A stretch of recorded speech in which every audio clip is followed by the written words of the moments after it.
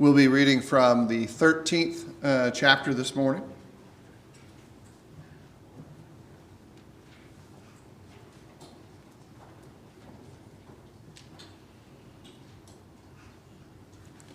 Before we begin our study together, let's go ahead and bow together in prayer. Heavenly Father, we thank you for the time that you have granted to us today to worship, to honor, to study, and to reflect.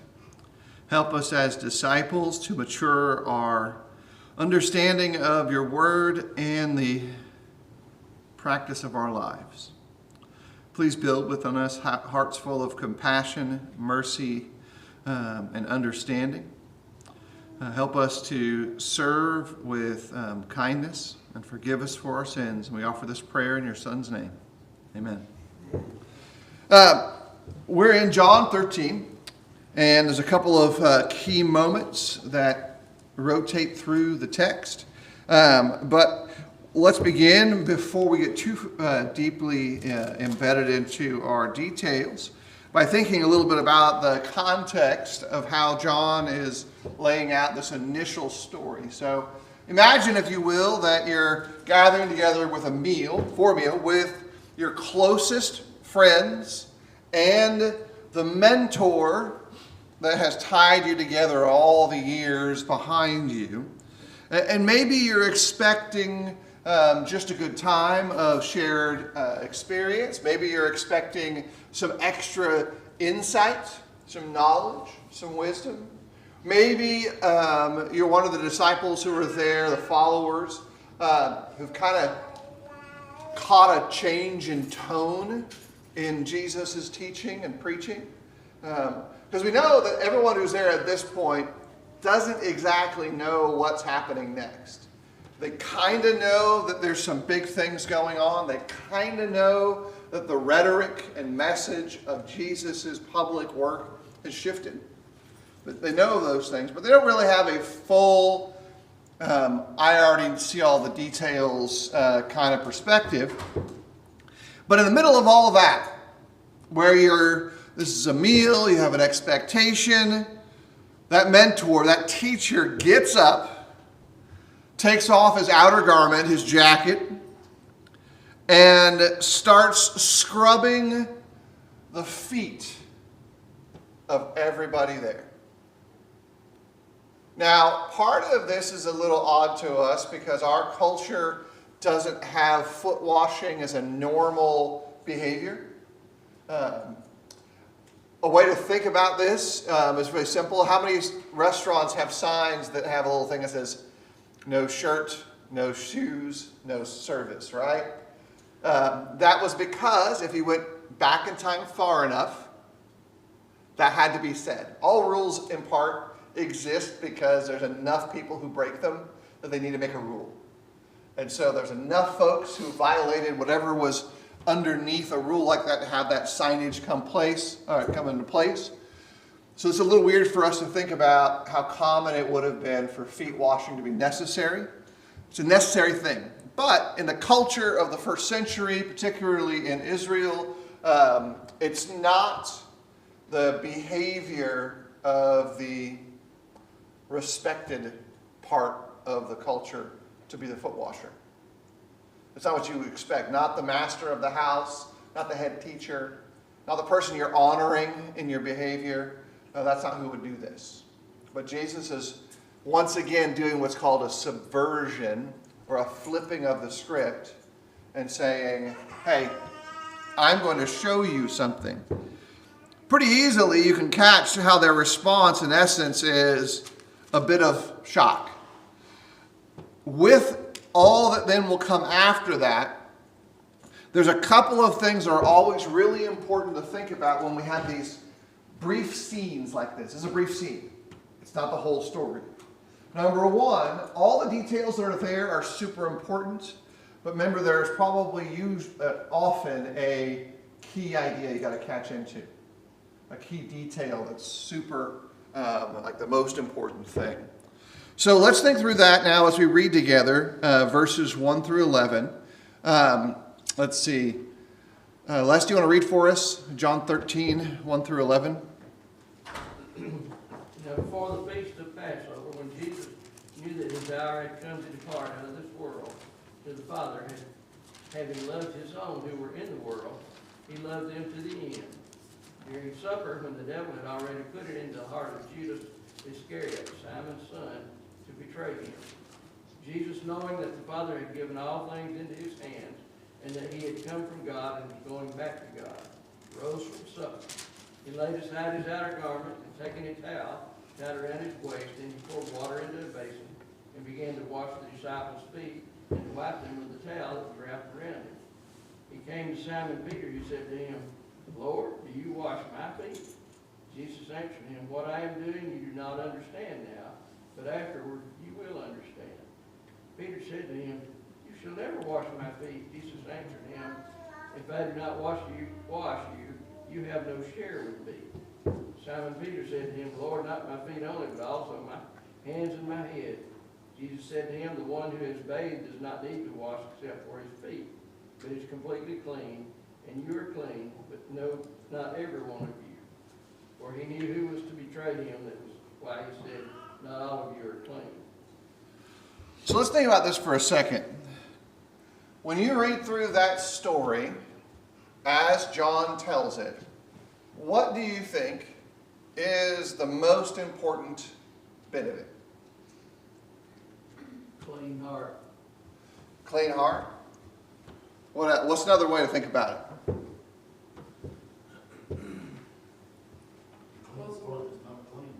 What was that? You clean the part that's not clean. Yeah, like clean heart is the thing, but you've only cleaned a part of it. What else? I heard someone else. He wants them to love each other. Oh, anyway, there's some love that is emblematic there. Now, that I think probably catches a big part of this, especially verse 1 that leads to this clean heart outcome. But let's think about this. When we talk about foot washing and we tell the story of Jesus doing so, we often emphasize humility, like I did in the beginning. How strange it was that the head person came and did the service. This is an indication that at times, the side points that are really powerful, really impactful, may not necessarily always be the big thing. Doesn't mean they're not important. Doesn't mean they're not valued. But finding the main thing is usually a really important part of understanding what John is trying to get us to understand. Rich? This is key to the, I guess I just call it current leadership skills of servant leadership, which shows that the leader is willing to do the things that need to be done and show through example the humility required to make that happen. And I think that's part of it, that Jesus washing their feet is obviously something like you mentioned earlier. You don't usually have the leader of the house washing people's feet. Yeah. And these are all interacting to get to this big picture. And so when we start zooming back out for a second, we might recognize that, like Rich points out, Jesus is absolutely modeling humble service that leads towards spiritual cleansing, get the whole self clean, and tells us what leadership loves like, which is different than what leadership leads like. I need a quote around that. How a leader loves those he cares about will adjust the leadership. Will adjust all those things. There's some sidetrack details that are incredibly important in the story too. But if you'll notice again, verse 1, it reads, now before the feast of the Passover, when Jesus knew that his hour had come to depart in the world, out of this world to the Father, having loved his own who were in the world, he loved them to the end, or full extent is kind of like a side part of that messaging there. That's really kind of encapsulating all of these pictures. Every inch of that is being brought up there. And one of the great side notes is this is also while John tells us, fourth wall style, what's going on with Judas. He uses the phrases, that the devil had already entered his heart. Let's think about the mechanics of that, because this is the opposite of servant leadership. The mechanics of how does Judas end up there? Did Judas one day, let's say the day is the day before this, decide, you know what, I'm just going to betray Jesus tonight. You wake up that day and say, you know what, that's what I'm going to do. What earlier events, either in John or in the other Gospels, are we aware of? He was taking money, he was the one that held the money bag, and he was pilfering from the bag of money. So money was already a motivator for him. He'd already gotten a taste of grabbing it. Is there any other evidence that John would have, or that Judas would have had, that would have convinced them that betraying Jesus wasn't a big deal? Had they tried to get Jesus before? They tried to capture him? How successful were these Pharisees in getting to Jesus? Very successful or not successful at all? Right? When I read that part of the story, I think about it this way. He was already conning the other disciples. This is just another scam. I think it's plausible to recognize that he could betray Jesus at this hour and feel like Jesus is just going to get away. Because it mimics two truths about human behavior. Truth number one, a little leaven leavens the whole lump. A little bit of sin always breeds a little bit more. No matter what it is, it always waxes worse and worse. Those two biblical principles describe how all sin manifests in our life. It's a little bit of it. And once we get a little taste, and we get away with it in our mind, well, a little bit more. Because his behavior afterwards indicates to me, at least, that it all came crashing down. And the outcome that he saw was not the outcome he was expecting at all. The devil had inched his way into his life as a master and not a servant. And the servant who was in his life already was continuing to serve and love them to the end, to the full extent. Verses 12 through 20 then give us the contextual answer to part of this. So let's go ahead and read that together. This is John 13, starting in verse 12. Trey, do you want to read that for us?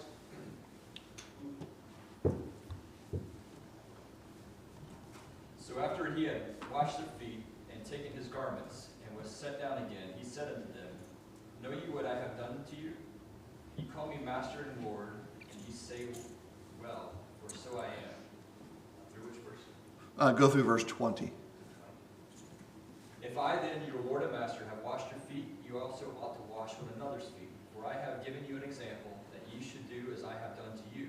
Verily, verily, verily, I say unto you, the servant is not greater than his Lord, neither is he that is sent greater than he that sent him. If ye know these things, happy are ye if ye do them. I speak not of you all, I know whom I have chosen, but that the scripture may be fulfilled, he that eateth bread with me hath lifted up his heel against me.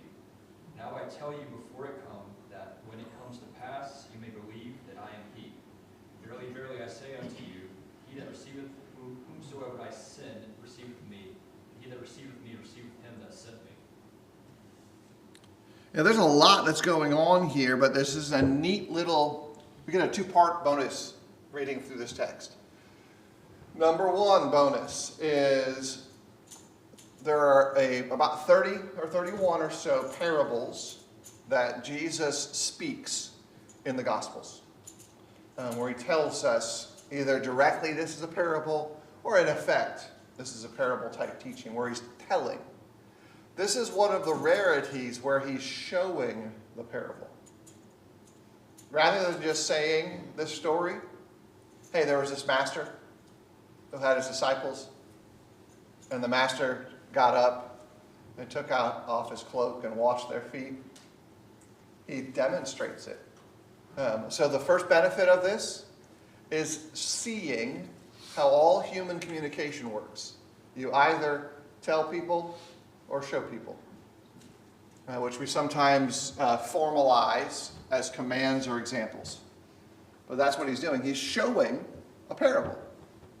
Because when he explains it, starting here in verse 12, he explains it in the same function and format of how a parable is explained.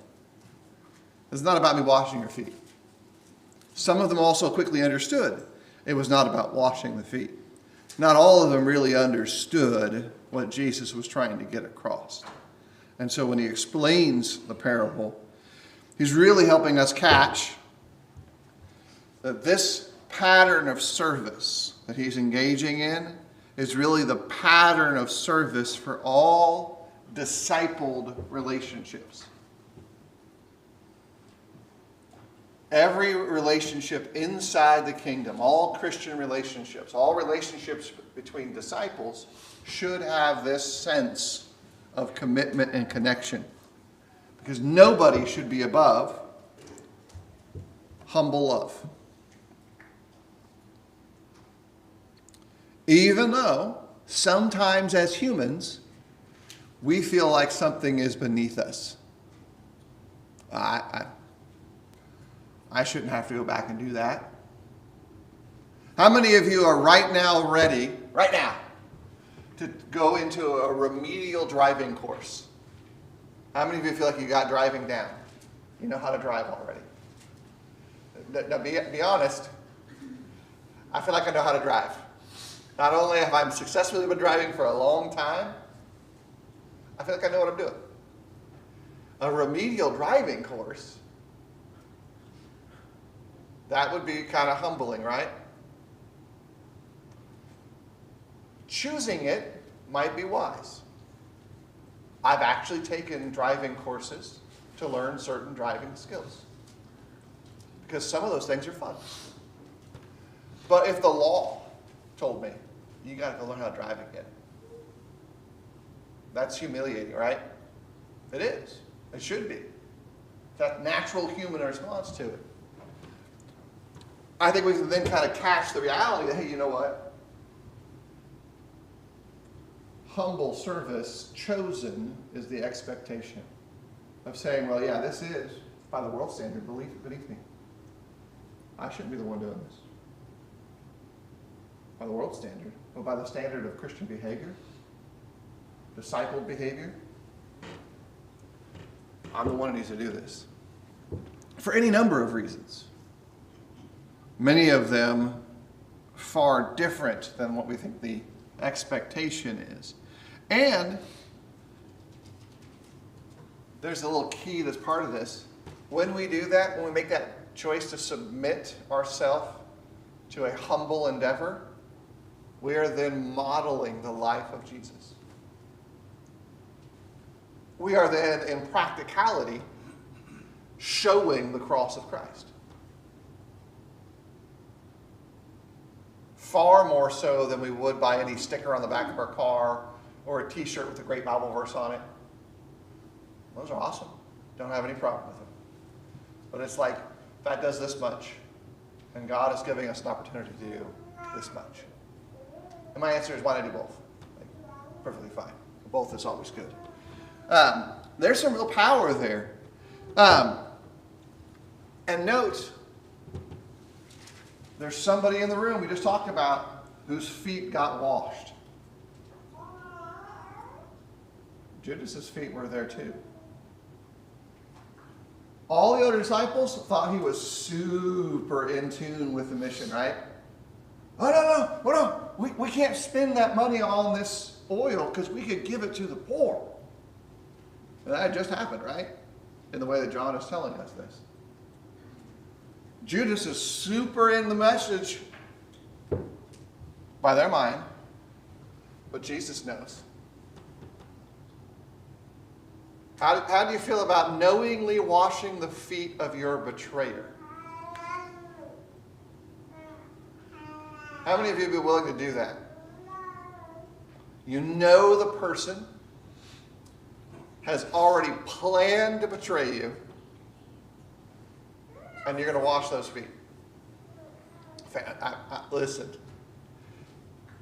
I'm not sure about foot washing to begin with, But let's go one step further. I'm definitely not doing that.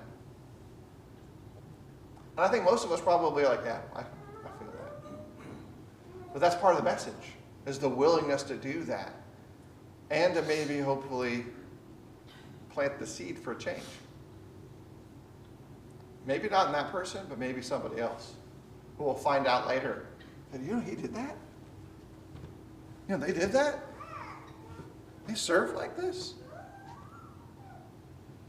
Because verses 21 through 30 are going to even lay it on thicker. Let's go ahead and read that together. Steve, do you have it open back there? Yes. 21 through 30 of John chapter 13. After saying these things, Jesus was troubled in his spirit and testified, "Truly, truly, I say to you, one of you will betray me." His disciples looked at one another, uncertain of who he spoke. One of his disciples, whom Jesus loved, was reclining at table, close to Jesus. So Simon Peter motioned to him to ask Jesus of whom he was speaking. So that disciple, leaning back against Jesus, said to him, "Lord, who is it?" Jesus answered, "It is he to whom I will give this morsel of bread when I have dipped it." So when he had dipped the morsel, he gave it to Judas, the son of Simon Iscariot. Then, after he had taken the morsel, Satan entered into him. Jesus said to him, "What you are going to do quickly." Now no one at the table knew why he said this to him. Some thought that because Judas had the money bag, Jesus was telling him what we need for the feast. Buy what we need for the feast. Or that he should give something to the poor. So after receiving the morsel of bread, he immediately went out, and it was night. Now, I don't know anybody who knows the rest of the story who can read that with the suspension of disbelief and think, how could they not know that Judas was up to something? Which might also be why John says they all didn't think he was up to something. Which would include John, include all of them, that nobody knew. Nobody could figure it out. Another side detail that makes it important, which is not immediately expressed in the context, is that historians tell us that this practice of giving someone this special portion of the meal from the host in this manner is a sign of honor. In my world, it would have been like someone allowing me as a small child to personally pour the gravy out of the gravy boat.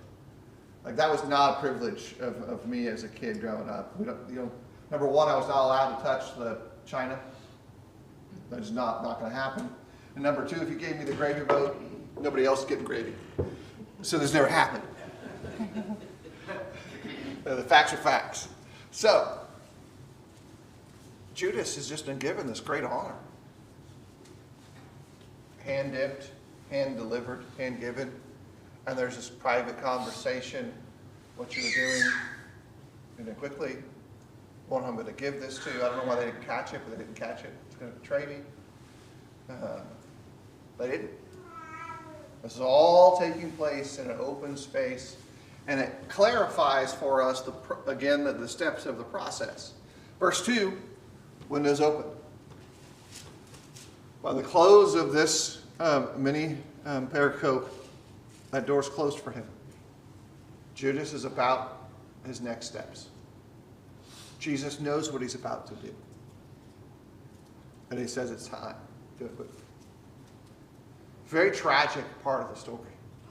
Humble service, committed love, being shattered by one. He had spent years as the disciple of Jesus. He had witnessed miracles that the Bible records, and potentially many that are not written in the scrolls of the New Testament. It's a really strong point to kind of think through, how is it that Judas can go from walking near the light and maybe even walking in the light to running after darkness? Because he runs out the darkness to do a dark deed. How's that happening? What's your answers to that? It's a hard question, right? What goes on in someone's heart?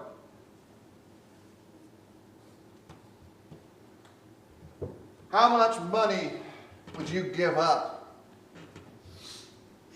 to be present at the resurrection of one human being? Just to watch it happen. Is there an amount of money you'd be willing to give up to see a resurrection take place? I wouldn't have too much to give up. If the bar's really low, it's easy to get like, I got nothing. I got nothing. That's what he's exchanging to a degree on a double level. He gave up all that he had and all that he would ever have to miss out on his own resurrection. Rich? Yeah, we need to make sure that, and I know we're doing this anyway, but the idea that Satan entered his heart,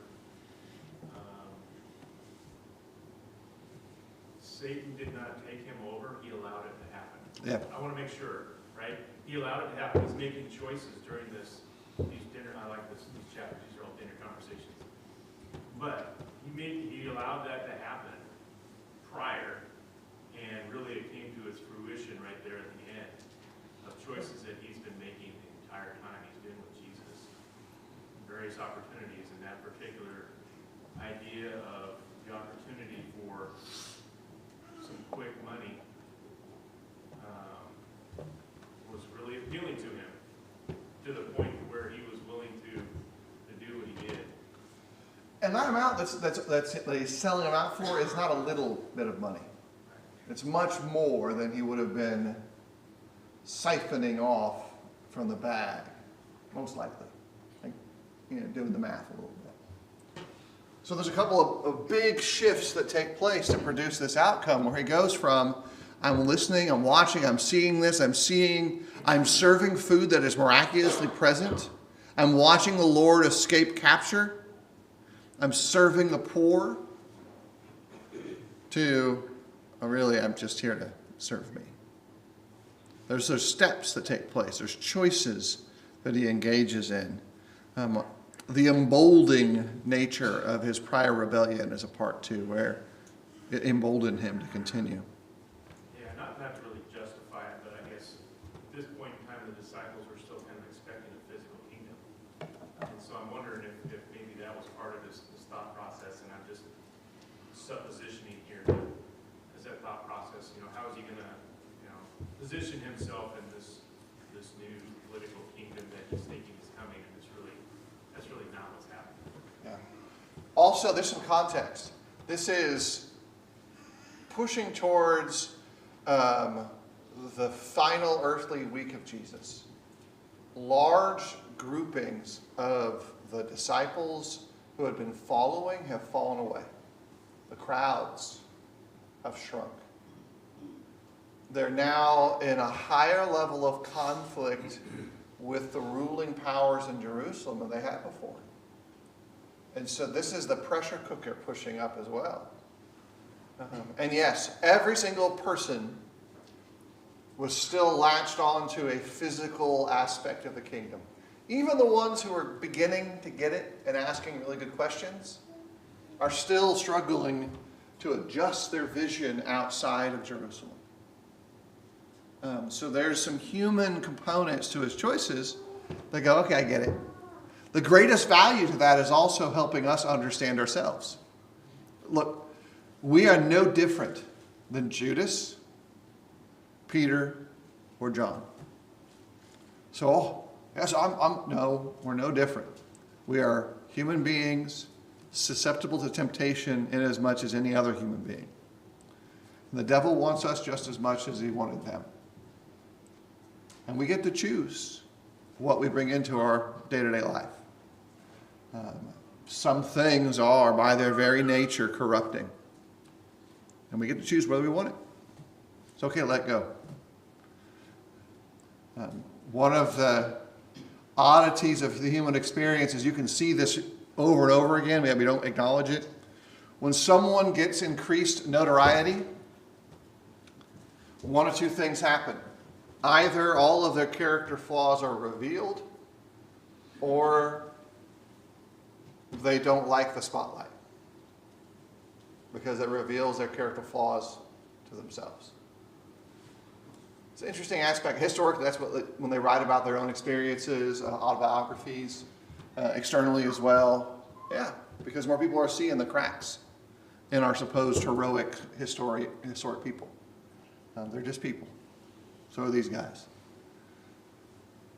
It's a powerful point to recognize then that even in those high component moments where there's a lot of stuff going on, Jesus is helping even Judas work through it. He's giving him opportunities to fix it.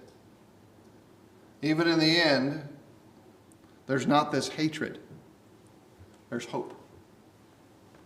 To the rest of his followers that are there and present in that situation, they're still getting the core message that you and I need too. Humble service, love for your fellow disciple, sacrifice for their care. That's the thing they're going to need too. When he's gone, they're all going to have the weight of the community of Christ with them every day. And so these are also practical skills to a certain degree. Next to last section starts in verse 31. When he had gone out, Jesus said, "Now is the Son of Man glorified, and God is glorified in him. If God is glorified in him, God will also glorify him in himself and glorify him at once. Little children, in a little while I'm with you. You will seek me, and just as I said to the Jews, so now also I say to you, where I am going, you cannot come. A new commandment I give to you, that you love one another. Just as I have loved you, you also are to love one another. By this, all the people will know that you are my disciples, if you have love for one another." It is probably in the New Testament gospel accounts the strongest single indicator of how you determine if someone is a disciple or not. People can tell you any number of things. They could say, "I'm a Christian." Can anyone say that? No consequences to them earthly wise? Yeah. They can say, "I was baptized." Absolutely, they can say that. They can say, "I believe." All of those things can be said by any human being. The capacity of genuine love is really the unique cornerstone in the New Testament, where the outside observer can somehow glimpse whether or not those other sentences are authentic. You could be baptized, but be highly unwilling. I was just baptized because I felt like the right thing to do. I was baptized because my spouse really wanted it. My boyfriend, my girlfriend really wanted me to be baptized. My parents really wanted me to be baptized. You can do all those things. But there's an edge of authenticity that comes with someone who says, "I was baptized," and then their behavior matches their profession and confession. That they profess that they're Christians, and they confess that they submitted in baptism. And by the way, your baptism is in function a form of confession. Peter writes about it that way, where you appeal to God for a clean spirit. That's because you're confessing that you need one. And so it's a form of confession. Profession and confession. I believe that I was baptized because you submitted to it. But I find that interesting in part because also Jesus adds this last little clause to it. I'm going to give you a new commandment. How is that new? Did people not love under the old law? Careful with your answer. They didn't love like They were supposed to, and they didn't have the wide range of this kind of love. For very good reasons, the covenant had them inwardly focused. They had actual rules for how they treated the outsider, very compassionate. But the outsider without conversion never became the insider. And the structure of the covenant had them siloed from each other. Tribal lands, tribal responsibilities, roles of service inside that space. There's another aspect of it, and Steve kind of caught part of the edge too.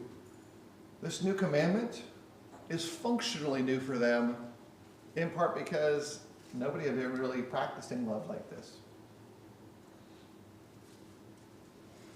This is how it should be, but you're not doing it, Rich.